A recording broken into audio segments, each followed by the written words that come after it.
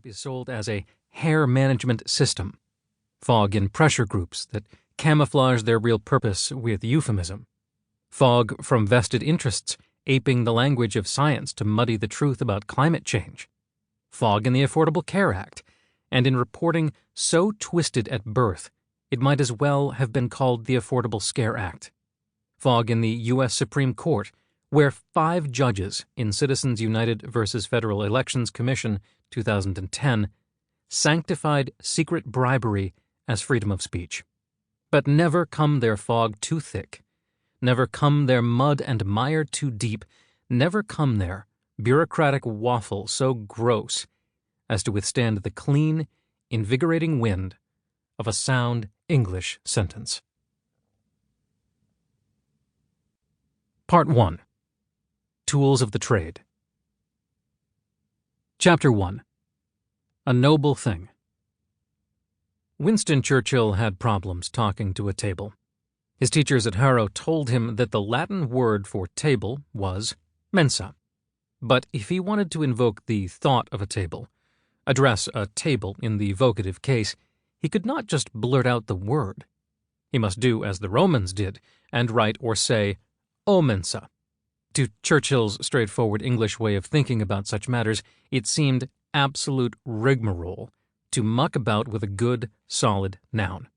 He was further dismayed to learn it was not even permissible to talk about a table without changing its identity to mensae. Give these Romans an inch and they'd take a passus.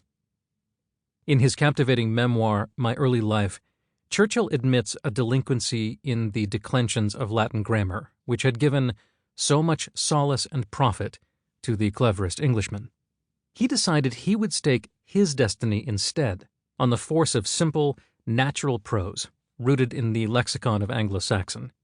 Thus, he writes, I got into my bones the essential structure of the ordinary British sentence, which is a noble thing. The world well knows how he marshaled the sentences. On February 9, 1941, he addressed a radio appeal for war materiel to President Roosevelt and the American people. He asked America to believe in Britain's ability to stand alone against Hitler's war machine, even then poised to invade. He cited British victories against the Italian armies in the North African Desert War. He closed with 3 sentences.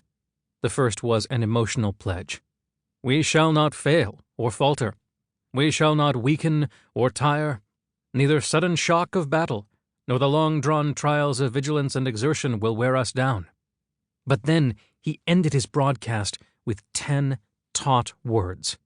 Give us the tools, and we will finish the job. The sentence, a verb in the active voice, had the decisive urgency of a battlefield command. A shocking transition from literary elegance.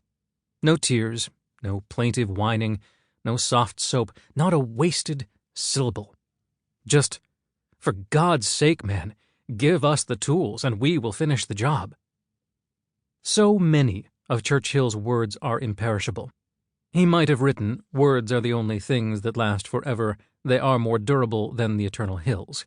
For a time, like many, I thought he had, but they were written by the English essayist William Hazlitt, born 1778, died 1830. We know the observation to be true of those combinations of words we can none of us forget. Lincoln's resolve for government of the people, by the people, for the people. Martin Luther King Jr.'s I have a dream, invoking the cadences of the Bible, from every mountainside let freedom ring. John Kennedy's call to, my fellow Americans, ask not what your country can do for you. Ask what you can do for your country.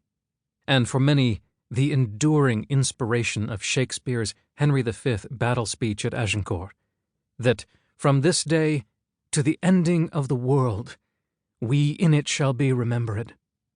We few, we happy few, we band of brothers.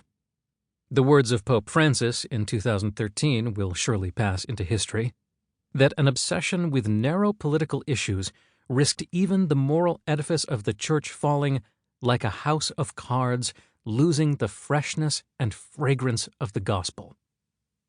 Such pulsations of language memorably